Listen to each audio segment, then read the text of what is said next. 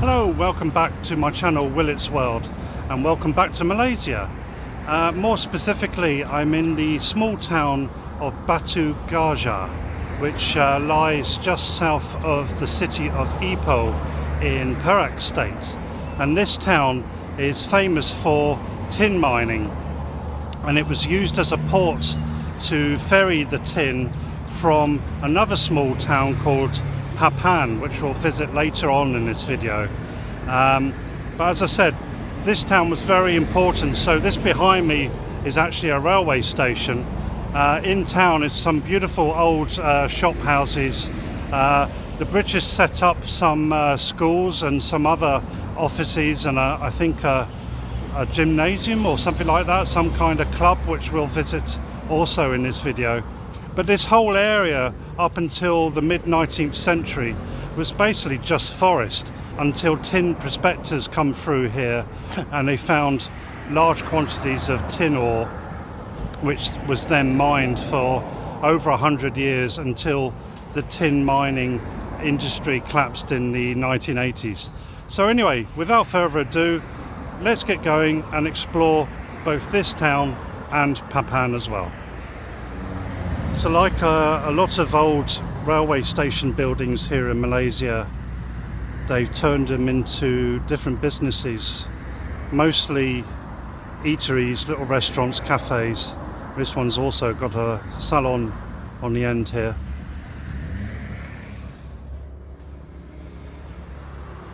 So I'm guessing here would have been the ticket office.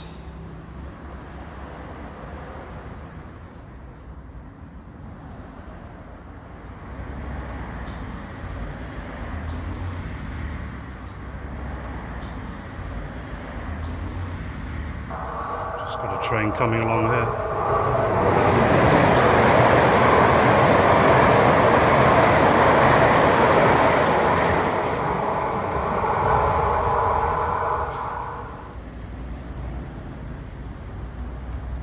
You see here the edge of the platform.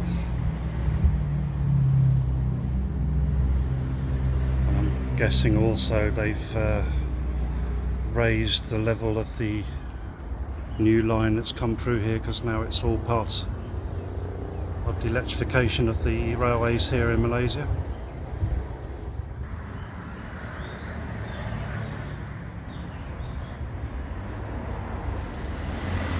Okay, so we're in the old town of Batu Gajah, and you can see here all these lovely old shop houses, and they're all painted the same colour all the way down here.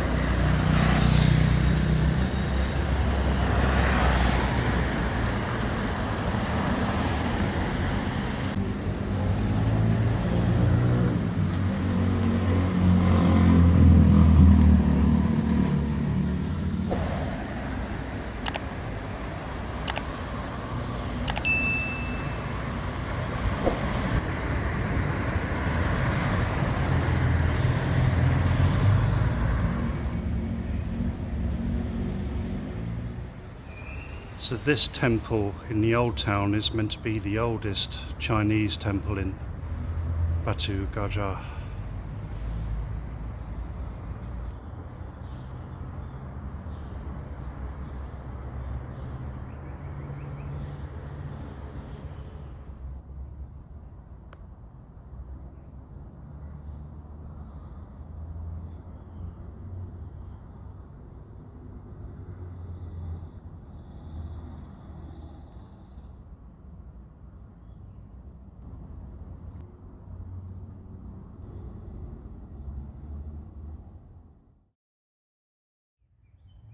So we just come up from the old town, up a small plateau here, and this is what the British did basically.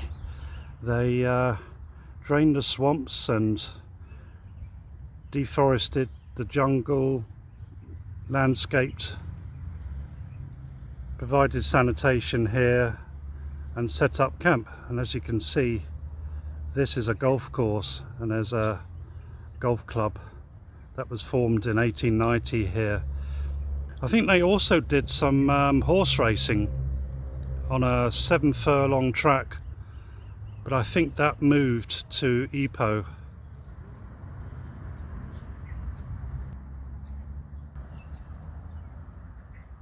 This is like a little park here on the way up to the where the British set up camp. So you can see these three rather grand buildings. They look like they've been a bit neglected, with vegetation growing out the roof. But the centre one is the courthouse, and then there's covered walkways between all three of them. And I actually managed to get inside thanks to a very nice security lady, as today's the second bank holiday because of Eid, so there's nobody working today here. She said, oh yeah, they still use this as a court building, and despite all the vegetation sticking out the roof. It's beautiful buildings.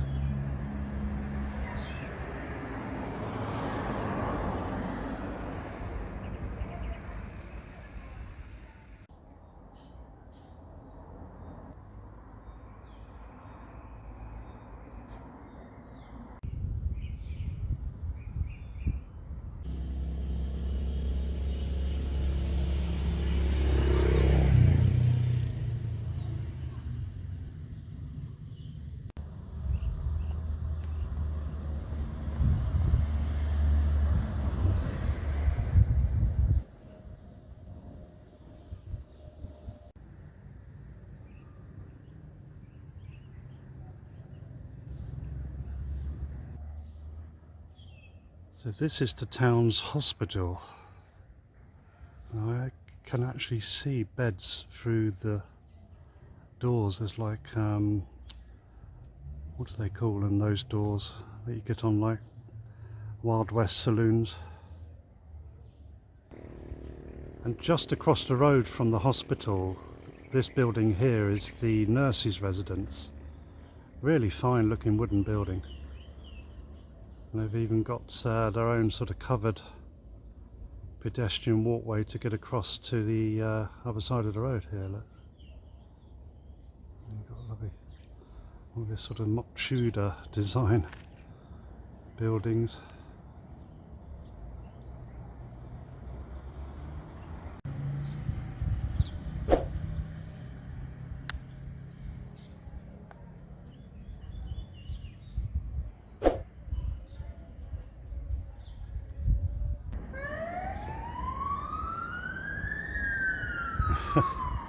Right on cue, that was an ambulance that just pulled up.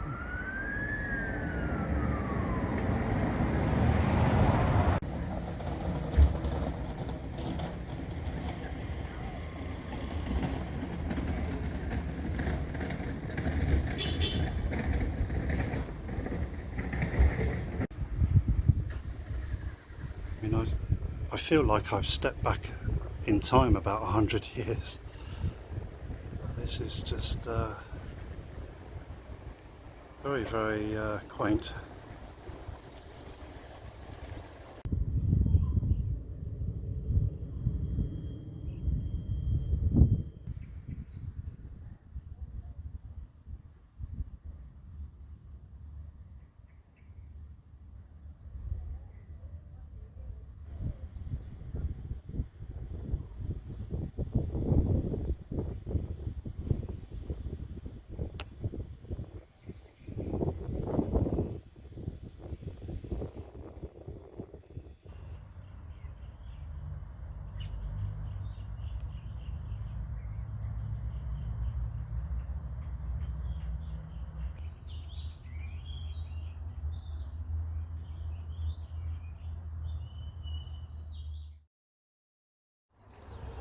Okay, so we've just come about 20 kilometers south of Ipoh, and this is called Kellie's Castle, and it was created by a Scotsman called William Kellie Smith in, I think, 1916, and he was a planter here in this area. And as you can see, this building was never actually completed. It features a 6-story tower, and it was meant to have Malaysia's first elevator inside it, but obviously that never happened because it was never completed. And supposedly there's some secret tunnels underground. So it's just opening up here. The sun's just about to come out. So let's have a look around.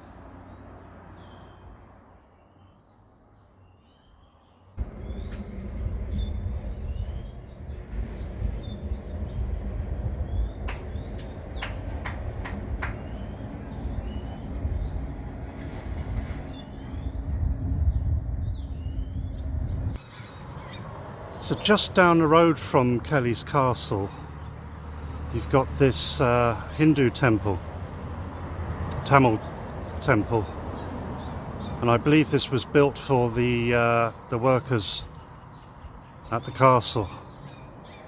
And it's said to contain statues of Kellie himself. So let's see if I can find it. I saw a picture in the castle of it. So let's go and see if we can find it.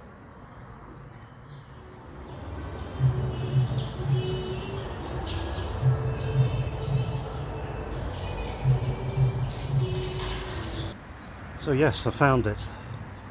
You can spot him a mile off in his army uniform with his rifle. I'll just zoom in a little bit more. All the other Hindu gods, there he is. Okay, as John Cleese once said, and now for something completely different. And look at the size of this thing. This is a tin mining dredger. I'll put the actual name up on the screen, but it's an enormous machine that works in this area along with several others. And as I said, I'll put some information, some facts and figures of just how big this thing is and what kind of work it did as well.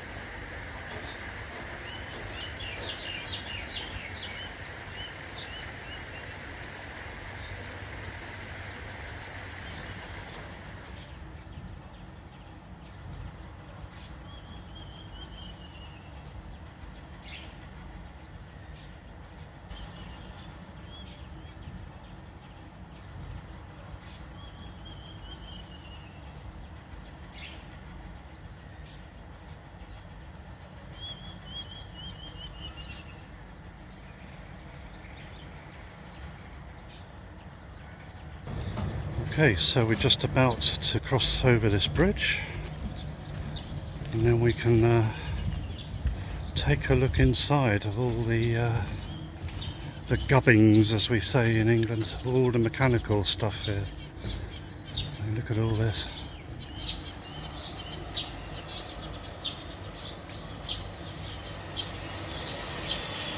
So the noise you're hearing is actually coming out of a loudspeaker. I'm guessing that's simulating some of the noise that this thing used to make, but I think it would have been 100 times louder. Can you imagine all this equipment going off, whirring away? Sound must have been unbearable.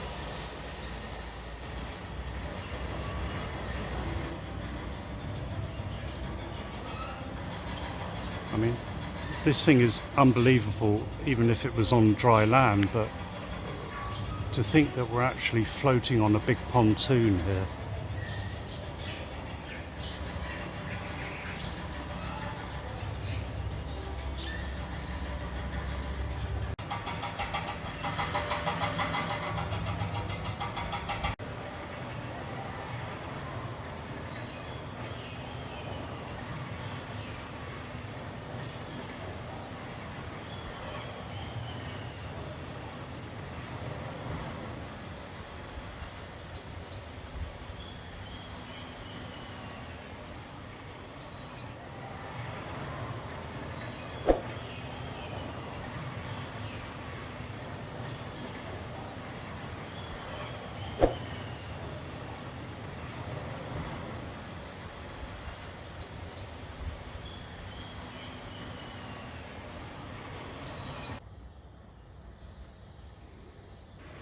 So here they've got a little museum. It's all air conditioned as well, so that's really nice. And obviously it tells you all about the details of this humongous piece of equipment. So these are all the dimensions. And it weighs 4,500 tons and is 75 meters long. And this is a map of where this particular dredger has actually worked. So we are here where it says, and then you can see the other ones that they had. There's number 1 and number 6 and number 3, and then number 1 is down there, number 2's moved all the way down there, and there's number 5. So that's the area that it worked at. And then you can see quite a big area all the way down with all these other dredges.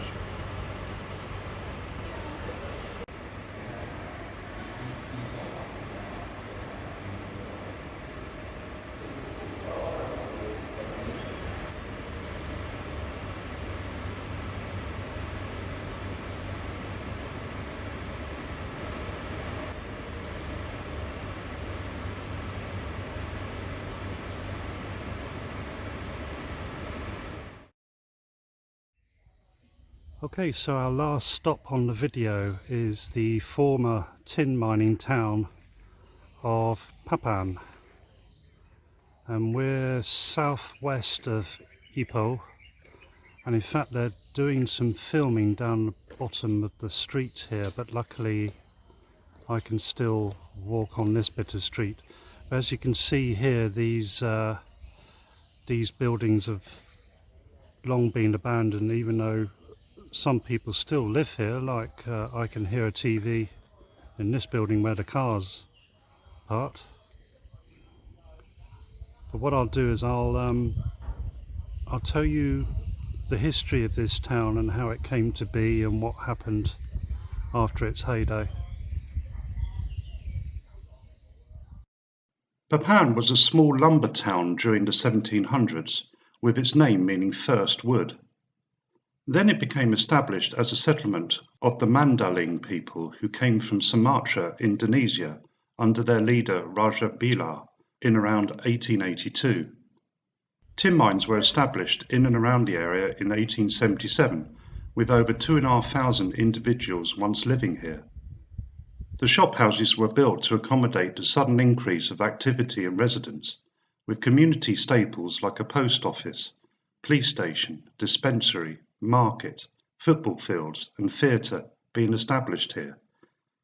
During the Golden Period, a vibrant community of many ethnicities bloomed, including Europeans, Hakka and Cantonese Chinese, Malays, Indians and Indonesians. A British census conducted in 1891 even revealed that Papan was the 5th most populated town in Perak. When not working in the quarries, miners would flock to the town to look for entertainment. Despite the small number of shophouses, there were abundant places for leisure, particularly at the northern end rows of shophouses. Brothels, shooting galleries, sing-song bars, gambling dens and opium cellars were available to accommodate the growing demand. However, with mining came social volatility and triad warfare. The friction between secret societies erupted into what is now known as the Papan Riot on the 29th of November 1887. The riot was put down by Lieutenant Colonel R.S.F. Walker, whose statue stands today in the compound of the Perak Museum. The town had a slight head start over Ipoh, but was quickly surpassed by the latter when a railway line was built from Ipoh to Trono in 1908, even though Papan had a stop. The town remained an active mining centre for decades until slowing down during the tin restriction period in the mid-1930s. A drop in tin prices in 1985 saw the abrupt end of the town's glory days, with many residents moving away. While the deteriorated shophouses may seem vacated, a few are actually still occupied today, with reports stating that some 300 residents currently reside here. And you can see that the vegetation is claiming back this town. It's almost like it's Angkor Wat. All these trees and vegetation and vines are reclaiming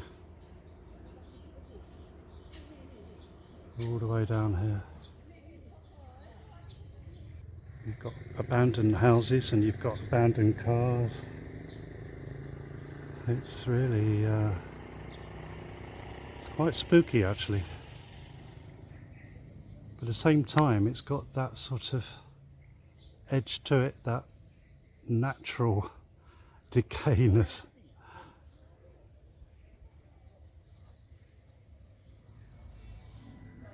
So here we can see, looks like they put some old signs up for the movie or TV program that they're filming just down here.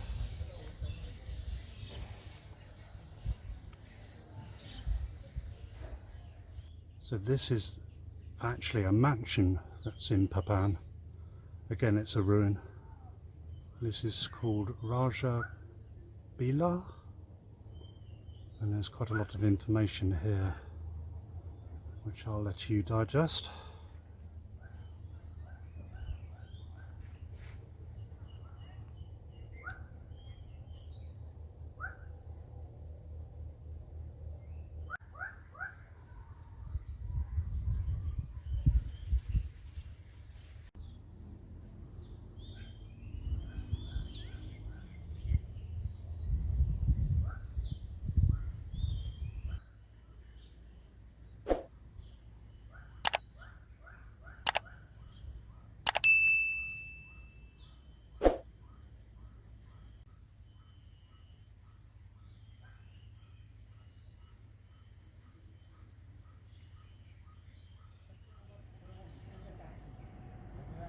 And this building bills itself as the Papan Book House.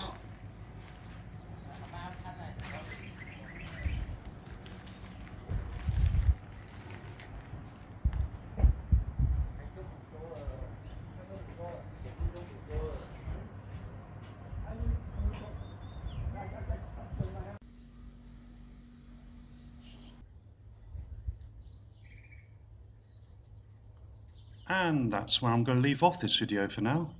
If you like it, then give me a big thumbs up, and why not subscribe to my channel down below. Until the next video, see you later.